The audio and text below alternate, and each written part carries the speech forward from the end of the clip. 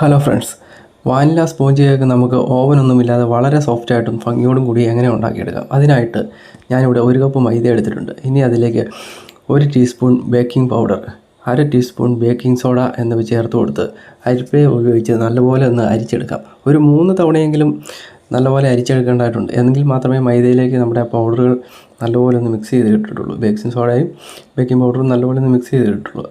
ഞാനിവിടെ മൈദ നല്ലപോലെ മിക്സ് ചെയ്ത് എടുത്ത് വെച്ചിട്ടുണ്ട്. ഇനി നമുക്ക് ബാറ്റർ ഉണ്ടാക്കാം. അതിനാവശ്യമായിട്ട് ഞാനിവിടെ ഒരു 4 മുട്ട എടുത്ത് ഒഴിക്കുന്നുണ്ട്.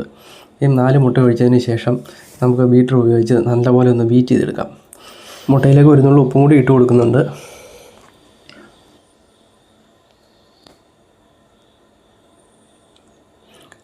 കേക്ക് ഉണ്ടാക്കുമ്പോൾ നമ്മൾ പ്രത്യേകം ശ്രദ്ധിക്കേണ്ടത്, നമ്മുടെ കേക്ക് ഉണ്ടാക്കുന്ന പാത്രങ്ങളിലോ ഉപകരണങ്ങളിലോ ഒന്നും ഒരു തരി വെള്ളം പോലും ഉണ്ടാവാതിരിക്കാൻ നിങ്ങൾ പ്രത്യേകം ശ്രദ്ധിക്കേണ്ടതാണ്. അങ്ങനെ വെള്ളം ഇരുന്ന് കഴിഞ്ഞാൽ പിന്നെ നമ്മുടെ കേക്ക് നമ്മൾ ഉദ്ദേശിച്ച പോലെ 100% സക്സസ് ആയിട്ട് കിട്ടത്തില്ല. അതുകൊണ്ടാണ്. നമ്മുടെ മുട്ട ഇവിടെ ബീറ്റായി വന്നിട്ടുണ്ട്. ഇനി അതിലേക്ക് 1/2 കപ്പ് പഞ്ചസാര പൊടിച്ചത് അതിൻ്റെ പകുതിയായിട്ട് കൊടുത്തിട്ട് നല്ലപോലെ ഒന്ന് ബീറ്റ് ചെയ്തെടുക്കാം. ആ പഞ്ചസാര അത്യാവശ്യം നല്ലപോലെ ഒന്ന് മുട്ടയ്ക്കകത്ത് ബീറ്റായി കഴിഞ്ഞതിന് ശേഷം ബാക്കി വച്ചിരിക്കുന്ന പഞ്ചസാരയും കൂടെ ഇട്ട് കൊടുത്ത് നല്ലപോലെ ഒന്ന് ബീറ്റ് ചെയ്തെടുക്കാം.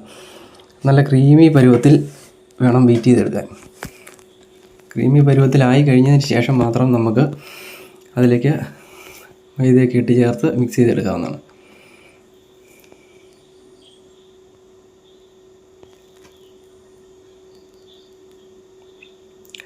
ഇതുപോലെ നല്ല ക്രീമി ആയിട്ട് ഇരിക്കുന്ന രീതി. ഇനി അതിലേക്ക് വാനില എസൻസ് ഒഴിച്ചു കൊടുക്കുകയാണ്. അത് മുട്ടയുടെ സ്മെല്ലും ഒക്കെ പോയി ഒരു വാനില ഫ്ലേവർ നമുക്ക് കിട്ടാനും, വാനില സ്പോഞ്ച് കേൾക്കായതുകൊണ്ട് വാനില ഫ്ലേവർ കിട്ടാനും കൂടി വേണ്ടിയിട്ടാണ് അത് ഒഴിച്ചു കൊടുത്തിരിക്കുന്നത്. ഇനി 1/4 കപ്പ് സൺഫ്ലവർ ഓയിൽ അതും കൂടെ ഒഴിച്ച് കൊടുത്തതിന് ശേഷം നമുക്കൊന്ന് ചെറുതായിട്ടൊന്ന് ബീറ്റ് ചെയ്ത് കൊടുത്തതിന് ശേഷം നേരത്തെ നമ്മൾ അരിപ്പയിട്ട് അരച്ച് വെച്ചിരിക്കുന്ന മൈദ ചെറുതായിട്ട് കൊടുത്ത് കുറേശ്ശെ ഒന്ന് കൊടുത്ത് ഇളക്കിയെടുക്കാം.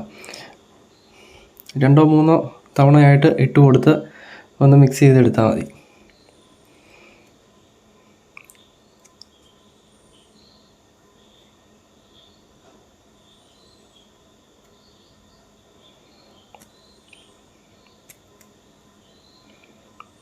നമ്മുടെ മുഴുവൻ മൈദയും ഇട്ട് നമ്മുടെ ബാറ്റർ ഇവിടെ മിക്സ് ചെയ്ത് റെഡിയാക്കിയിട്ടുണ്ട്. ഇനി കേക്ക് ടിന്നിൻ്റെ അകത്ത് ഒഴിച്ച് ബേക്ക് ചെയ്യാൻ വെക്കാം. അതിനായിട്ട് ബട്ടർ പേപ്പർ കേക്ക് ടിന്നിൻ്റെ അടിയിൽ വെച്ച് കൊടുക്കേണ്ടതായിട്ടുണ്ട്. ബട്ടർ പേപ്പർ ഇല്ലാതെ തന്നെ നമുക്ക് ബട്ടർ പേപ്പർ ഉണ്ടാക്കി എങ്ങനെ ചെയ്യാമെന്നാണ് ഞാൻ ഈ കാണിക്കുന്നത്. ഇത് നമ്മൾ വെള്ള പേപ്പർ എടുത്തതിന് ശേഷം ഇങ്ങനെ കട്ട് ചെയ്തെടുത്ത് അതിൽ സൺഫ്ലവർ ഓയിൽ ഒഴിച്ച് നല്ല ഭാഗത്തും സൺഫ്ലവർ ഓയിൽ പറ്റുന്ന പോലെ തേച്ച് കൊടുത്തു കഴിഞ്ഞാൽ നമുക്ക് ബട്ടർ പേപ്പർ പ്രത്യേകിച്ച് വാങ്ങിക്കേണ്ട ആവശ്യമില്ല. ഇനി അതിലേക്ക് നമ്മൾ തയ്യാറാക്കി വെച്ചിരിക്കുന്ന ബാറ്റർ ഒഴിച്ചു കൊടുക്കാം.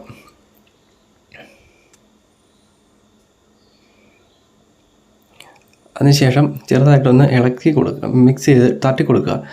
എന്നുവെച്ചാൽ അതിലുള്ള ബബിൾസൊക്കെ പോകാൻ വേണ്ടിയിട്ടാണ്. ഇനി നമുക്ക് ഗ്യാസിൽ ഒരു 10 മിനിറ്റ് ഓവർ ഹീറ്റ് ചെയ്യാൻ വെച്ചിരുന്ന പാത്രം ത്തിലോട്ട് ഇറക്കി വെച്ച് കൊടുക്കാം. ഒരു 10 മിനിറ്റെങ്കിലും ആ പാത്രം നമ്മൾ ബേക്ക് ചെയ്യുന്നതിന് മുമ്പ് ഒരു ഫ്രീ ഹീറ്റ് ചെയ്യാൻ വെച്ചിരിക്കണം. അതിന് ശേഷം വെച്ച് കൊടുക്കാം. ഒരു 30-35 മിനിറ്റ്, മാക്സിമം ഒരു 40 മിനിറ്റിന് ശേഷം നമുക്ക് പാത്രം തുറന്ന് നോക്കാം.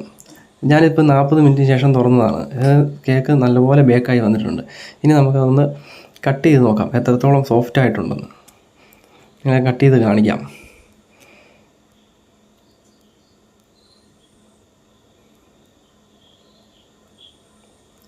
നമ്മുടെ കേക്ക് നല്ല സോഫ്റ്റായിട്ട് വന്നിട്ടുണ്ട്. ഇതുപോലെ ആർക്കും എളുപ്പത്തിൽ ഓവനൊന്നും ഇല്ലാതെ തന്നെ വളരെ എളുപ്പം ചെയ്യാവുന്നതാണ്.